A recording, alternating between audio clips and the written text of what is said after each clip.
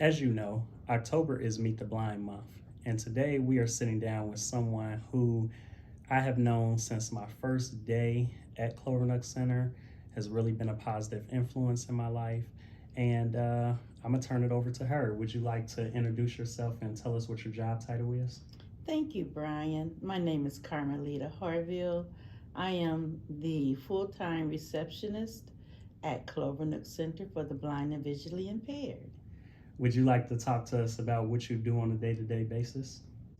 I answer phones, I transfer calls to various extensions, I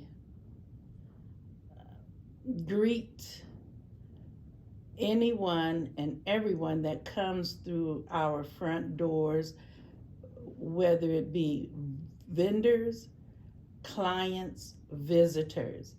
I greet them, ask them to sign our visitors log, security log. I also work within the Excel spreadsheet to keep those logs and a purchase log for access tickets and fair deal stickers. I also do overhead pages. I forgot to mention that. Wow, that sounds like a full plate. That is actually really fulfilling. I know every morning when I come in, it feels good to be greeted and told good morning. That really goes a long way. So, that really means a lot to me. Thank you. So, tell us a little bit about your story. Have you been blind your entire life? How do you deal with being blind on a daily basis? Talk to us about that. Okay. Well, I was not born blind. I had a eye disease called congenital glaucoma. I was considered a high functioning visually impaired person. Um, my vision deteriorated quite quickly, but I was 21 when I went completely blind. Wow. So, since you weren't born blind and you were a full blown adult when you became totally blind, how did that affect you? Was the transition difficult, or was it quite easy for you since you've seen things before and you know how things are supposed to look? It it was devastating. It was just I was almost at the brink of giving up. I I just I just couldn't grasp the fact that I couldn't see anymore. Mm-hmm. Um, I guess I was in that denial stage for about 2 years. Mm-hmm. But when, by the grace of God, I come around to reality and knew that I had to change, I had to get some help Mm-hmm. so that I could, function in Right. society. Just to hear you say that it started off so devastating, and to see where you are now, I know that the help that you got and your faith in God really helped you. And I really appreciate you being vulnerable with talking about that, which does bring me to the next question. If you could pick one thing, just one thing, to let the world know about individuals who are blind and visually impaired, what would that be? And Brian, I am a person that just can't pick one thing, Uh-huh. but I would love for the world to understand that blindness comes in different degrees, meaning you could have a person born blind, totally blind.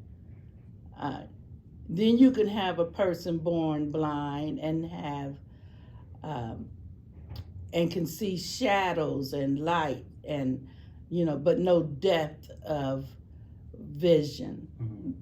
Then you can have uh, a person that goes blind later on in life, like myself. So you take a person that's born blind and a person that's blind, uh, and can see shadows and shapes. They will learn as a child. They will learn how to grow up in society, how to learn how to, be in school, function with like other children, even go to college, to be independent, uh, productive in society. You take someone that lost their eyesight later on in life, like myself, I had to learn all over again. I had to learn how to read, write, walk.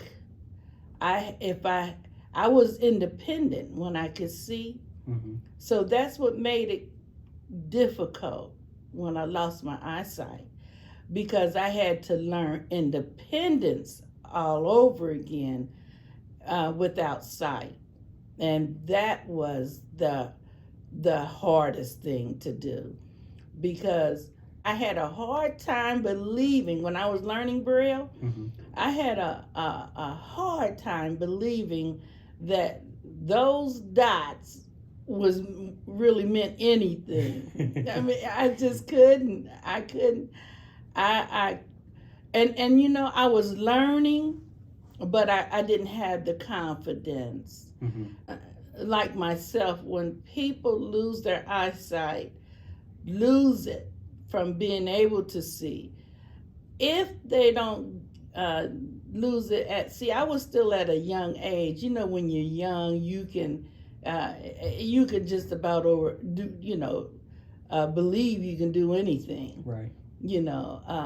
But older people, when they lose their eyesight, they won't take those challenges. Mm-hmm. They won't learn how to read Braille. They won't even take mobility training. So they're just they have limited their self as far as their independence. I thank God that I lost it early enough that I had the motivation to learn Braille, learn how to get around by myself, learn how to be independent.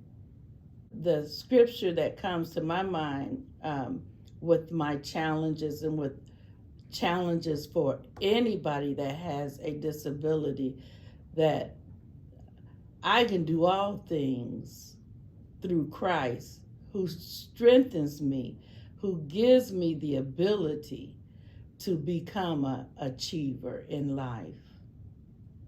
I love that. There's definitely a difference between being born blind or visually impaired and having it come to you while you're living life. I've had a lot of people ask me, would I have rather been born visually impaired, or would I have rather had it come throughout life? So that's definitely something that is really deep, and so I appreciate you sharing that. The last question that I would like to ask you, though, is give us one fun fact about you. Brian, now I couldn't think of just no one fun thing about me, because I'm a very complex person. Mm-hmm. To know me, you will fall in love with my personality and my character. I'm a peaceable person, kind, thoughtful. I love to encourage people. I'm just, I'm like I said, to when you get to know me, I rather give than receive. I rather give, encouragement.